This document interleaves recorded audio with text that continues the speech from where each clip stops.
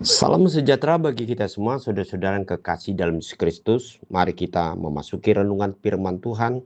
Mari kita berdoa. Bapa di sorga, kami bersyukur untuk segala waktu yang Kau sediakan bagi kami untuk merenungkan firman-Mu.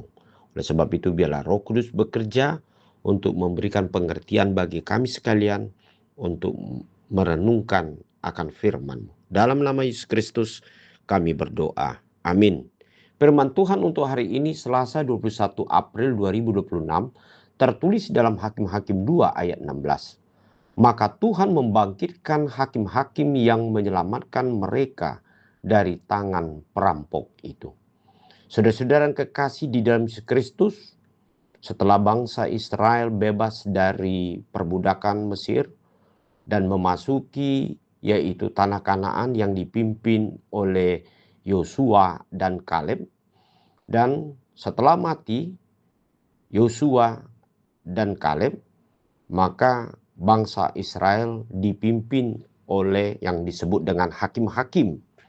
Selama 350 tahun lamanya hakim-hakim ini sebanyak 15 orang yang dipilih Tuhan sebagai penyelamat, pembebas, dan sebagai pemimpin militer untuk menyelamatkan bangsa Israel dari serangan dari bangsa-bangsa lain untuk menjajah ataupun untuk menindas bangsa ini di tanah Kanaan. Namun saudara-saudara kekasih, di tengah-tengah perjalanan bangsa ini selalu jatuh kepada hal-hal yang tidak berkenan kepada Tuhan, menyembah kepada Baal, jauh daripada hukum Tuhan. Maka ketika bangsa ini mengalami kesulitan dan mengalami ancaman dan serangan, maka Allah membangkitkan yang disebut dengan hakim-hakim. Nah, saudara-saudara, apa yang dikatakan oleh firman hari ini, maka Tuhan membangkitkan hakim-hakim yang menyelamatkan mereka dari tangan perampok itu. Nah, saudara-saudara, banyak cara Tuhan untuk membangkitkan orang-orang tertentu untuk menyelamatkan hidup kita. Dan banyak cara Tuhan untuk menunjukkan kepada kita supaya kita semakin mengenal akan Tuhan dan semakin mengenal apa yang kita lakukan di tengah-tengah perjalanan hidup kita. Sama halnya saudara-saudara dalam hidup kita di zaman yang begitu banyak persoalan atau pergumulan yang kita hadapi, baik di dalam pribadi kita, di tengah-tengah keluarga, pekerjaan, atau persekutuan kita dengan orang lain, di masyarakat.